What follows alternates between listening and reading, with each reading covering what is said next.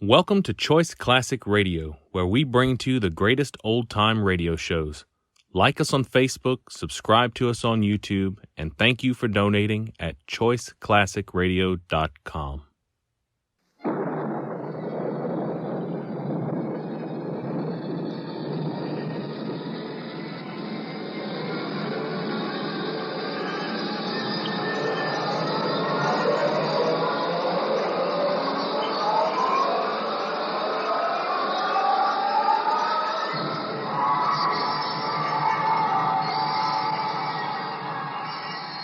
From the far horizons of the unknown come tales of new dimensions in time and space. These are stories of the future, adventures in which you'll live in a million, could be years, on 1,000 maybe worlds. The National Broadcasting Company presents X minus one.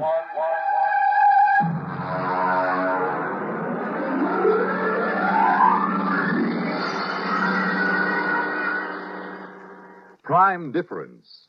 But first, hear this. This is Bill Goodwin. You know, someone once said humor is the true democracy. And that's why we Americans can smile when we tell the stories of the legendary heroes who helped to build our country's great institutions and industries, like transcontinental transportation. Ever hear of Windwagon Smith? Well, in the early pioneering days, most of the traveling was done by ox team, and if folks covered 15 miles a day, they were doing good. That's about the time Windwagon Smith showed up with his Prairie Clipper. The Clipper was a wagon without any animals to pull it, but with a sail sticking up from the middle of the wagon. When the wind caught the sail, the wagon took off, and that's where Windwagon Smith got his name. He figured he might be able to cover as much as 70 miles a day with the Clipper, and folks began to figure it might be a good thing when Windwagon pointed out how fast the country was growing and how more transportation was needed to haul people and goods. Then he invited the United States Secretaries of War and the Navy to ride on the Clipper's maiden voyage. But disaster struck. The Clipper got out of control, the Secretary of War rolled out, and the Secretary of the Navy landed in a cactus patch. But Windwagon and the Clipper kept going and never stopped. As transportation grew in America, people all over the country claimed to have seen Windwagon Smith. He was in the pilot house of the first steamboat to sail up the Yellowstone. He held the Golden Spike when the first transcontinental railroad was completed. And when the first transcontinental plane roared out of Kansas City, it was Windwagon Smith, the spirit of American transportation, who waved the pilot on his way. Yes, it is a democracy which lets us tell stories of such legendary heroes with a twinkle in our eyes and a chuckle in our throats. And so long as we continue to laugh together as a people, ladies and gentlemen, we will live together as a nation.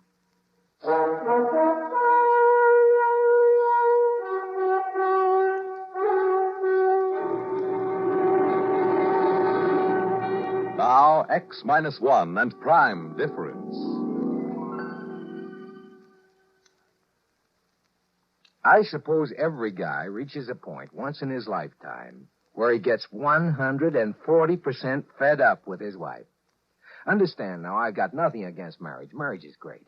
A good red-blooded American institution. Only it's so permanent. Especially when you're married to a woman like Marge. She was a dream to look at. Tawny hair and sulky gray eyes and a shape that could set your teeth chattering. But she had a tongue like a number 10 wood rasp and a list of grievances long enough to paper a ballroom.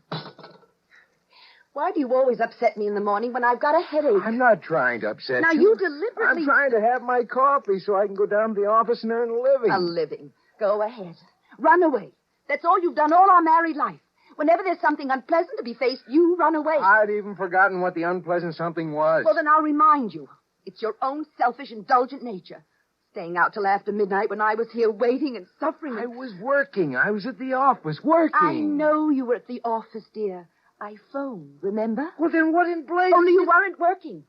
Your breath was... Oh, listen. I fired Miss Carver. She was okay, but I fired her for you. It was her last day. We all had a couple of drinks, that's all.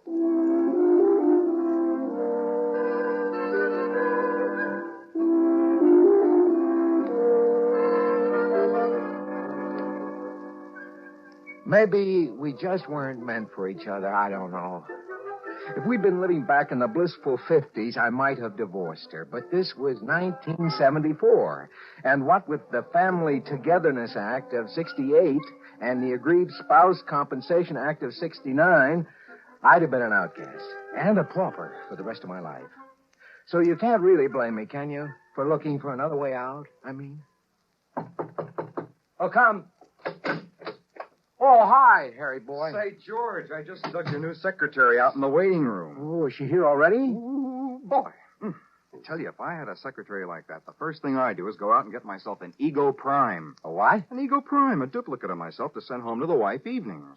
You know, that's strictly against the law, Harry. So speeding, but everybody does it. Well, anyway, I wouldn't think of it. It's indecent. Oh, it's just joking, Georgie boy, just joking. Still, it's fun to think about, huh? Freedom from wife. Absolutely safe and harmless. Not even too expensive if you have the right contacts. Well, come in.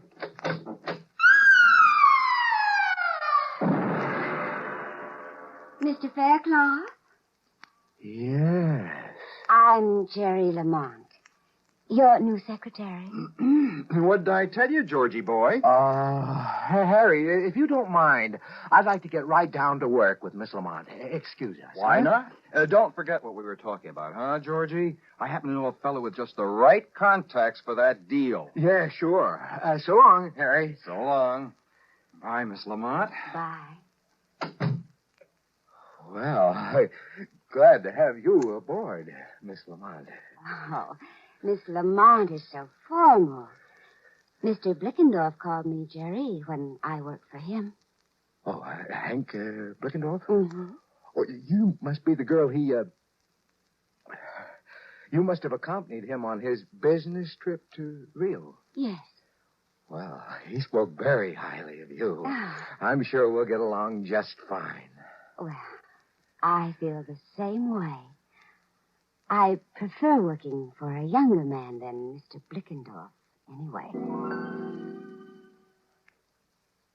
When I came home to dinner that night, Marge was waiting with a full barrage. She let me get my first bite of dinner halfway to my mouth and then opened up. Well, I hear you got a new secretary today. Oh, yeah. I also hear she's 5'8" and tapes out at 38, 25, 36, and likes men. That's quite a spy system you've got there. She isn't much of a secretary either. She's a perfectly good secretary. So that isn't what Molly Blickendorf said. I don't care what Molly Blickendorf said. Now, where are you going? I have to make a business call. I forgot. Well, I suppose it would be too much to expect you to do your work at the office with that Miss...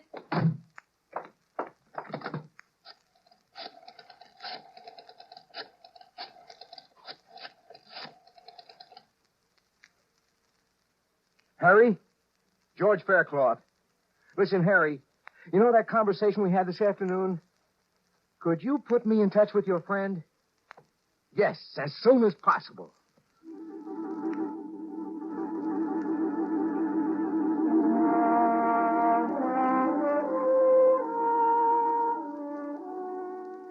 The following evening, I found myself at the door of a dingy office in an ancient warehouse up near 14th Street. A little rodent of a man answered. Yes, brother? I'm George Faircloth. Harry sent me. Oh, yes. Step inside, brother. I've been told you can supply me with... Yes, brother. It might be possible. We get quite a few busy executives who are in a hurry. Can't be bothered with licensing a utility prime. Mister, if I wanted an ordinary utility prime, I wouldn't have hiked up here. I'd have picked up the phone and ordered it. I want a super deluxe Ego Prime with all the circuits open. In short, a carbon copy of me, George Faircloth. Well, just step back here, brother. Fine. These domestic situations can be awkward. You understand, if the feds find out about this, you're in as much trouble as we are. I'm more worried about my wife finding out. Ease your mind, brother. We've never had one yet. Except for that little shut-off control in the hair behind the ear, these Ego Primes are identical with living humans. Now, if you'll just step back into the lab and take your clothes off, we'll start.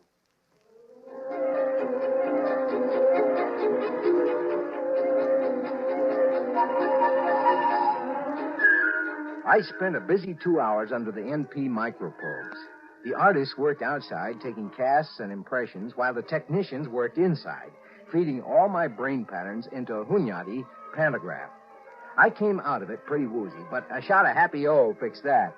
Then I waited in the recovery room until the salesman walked in, followed by a tall, sandy-haired man with tired blue eyes wearing a business suit, who looked remarkably like me. Mr. Faircloth? Yes? Meet Mr. Faircloth, Prime. So, this is me. Shake, George. Why, he even talks like me. I ought to. I've got a dozen Hunyadi tubes in my cranial vault with your speech patterns on them. I'll be doggone. Nice job, eh? It's fantastic. Now, the shut-off mechanism is behind his right ear. Now, bring him in every 2 months for the regular 2-month refill and pattern accommodation. Let me get a few things straight. How do we change places? George Prime has remote recall. You just signal him with this transmitter, and he'll come to you wherever you are. Oh, good. Suppose I call you GP for George Prime. Okay with me, George. Right. Now, there's the matter of the check. Oh, yes, right here. Yeah, all made out. Good. Well, thank you. And, good luck. Okay. Well, let's go, GP. I'd like you to meet the little woman.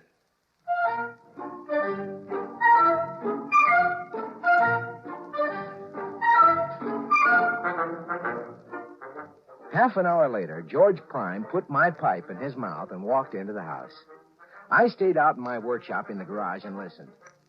5 minutes later, they were fighting. It sounded so familiar, I laughed out loud. Then I caught a cab and headed uptown toward Jerry's place. We had quite an evening, and I rolled in just as George Prime was starting the car, business suit and briefcase, ready for work. I slipped into the garage. Hey, hold it. Oh, you're back. How'd it go, huh? Whew. Boy, you didn't tell me you were married to a female Bengal tiger. Well, she didn't suspect it, she? Oh, of course not. Well, what'd you do? Well, fought till about 1 a.m., then went to our respective corners and sulked. You think you can handle it? Listen, she's really a sweet girl underneath. Now, I'll be so attentive and sweet, she'll soften up. You wait and see. Well, don't overdo it. She is my wife, you know. Naturally. Now, you're sure you understand the recall signal? Perfectly. When you buzz the recall, I wait for the first logical opportunity to join you, and then you take over. Right. Now, climb into the trunk here, and I'll shut you off and lock you in. Righto. Well, I'll see you tonight, old man. I'll see you tonight, George.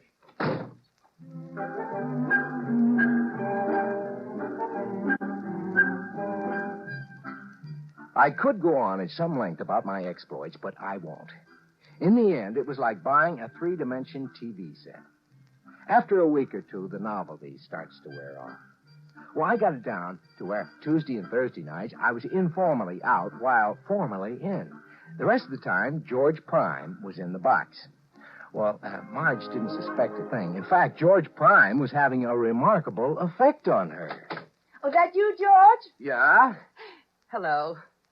Oh, you look tired. Have a hard day? Well, now that you mention it, yeah, I did. Yeah. Well, why don't you sit down and relax? I fixed a martini before dinner. That sounds like a splendid idea. Are you all right? I'm fine. Why? Nothing. Well, what are you looking at? Are you? You've done something to your hair or something. You like it? Yes.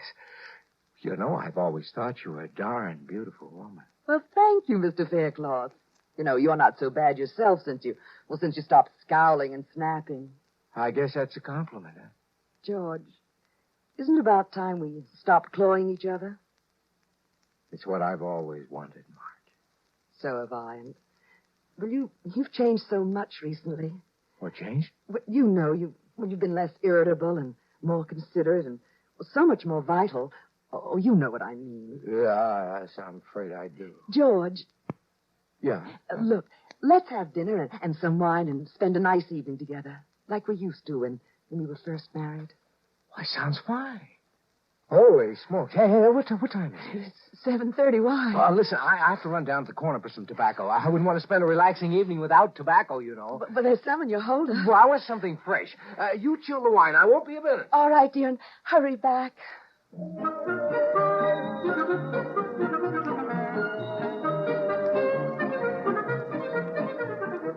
I'd forgotten all about my date with Jerry. Actually, I didn't want to keep it. The idea of spending a quiet evening with Marge was really appealing for a change. But I had to run over and explain to Jerry, so I sent George Prime in to keep Marge company till I got back, which was about midnight. As I walked down the path, I looked in the window. George Prime was there, and he was kissing my wife the way I hadn't kissed her in years, and she wasn't exactly fighting him off either. I almost wore off my thumb on that recall button before he came out to the garage. Are you there, George? It's me, GP. Well, it's about time. I'm sorry, old man. Sorry. Look, I saw what was going on in there. Well, you know, old bean, I am a Super Deluxe model. I should say you are. First thing tomorrow, big boy, I'm taking you in to have your circuits rewired. Look, aren't you being a little overly jealous? No, I mean for a man who wanted to get rid of his wife. I never said that. Well, I could never understand it personally. Listen. She's the one who's going to be suspicious if I don't get back there. Now, you give me that dressing gown and you get back in that box. Tomorrow morning, back to the factory.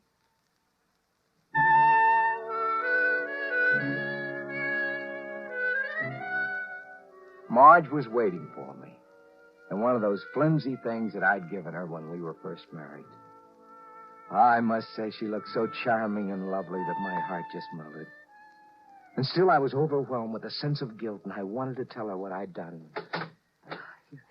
You finally got back. I thought you'd never get here. Oh, my, you look ravishing. That's the idea. Marge, listen, I've got to tell you something, and before I do, I want you to know that in spite of the cad I've been, I do love you. I always have. I know that. And you don't have to tell me anything. Oh, this is important. And it'll shock you. In fact, you may never speak to me. I know what you're going to tell me. You mean? About George Prime. Great Scott, you knew. Well, of course, George. Now, you don't think I could be fooled by something out of the lab, do you? You've known all along? All along. Oh, Marge. Then tomorrow morning, we'll send that stuffed dummy back to the factory. And then we'll live the way we've always wanted. Oh, yes, dearest. The way we've always wanted. I just don't know where to begin. Then why not begin by just kissing me? I kissed her tenderly, and her lips were softer and more responsive than I've ever known them. Yes, she'd certainly changed. I turned out the lamp. I ran my fingers through her fragrant tawny hair. My thumb stopped at a little depression behind her ear. And then suddenly, I knew what had happened. It was a turn-off switch, of course. And I, George Faircloth, was now married to Marge Prime.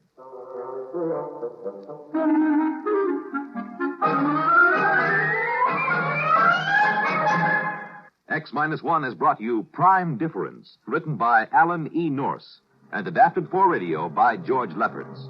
Featured in our cast were Lawson Zerbe as George and George Prime, Anne Loring as Marge, Evelyn Jester as Jerry, Merrill Joels as the salesman, and John Thomas as Harry. This is Fred Collins. X-1 was directed by George Voutsas and is an NBC Radio Network production.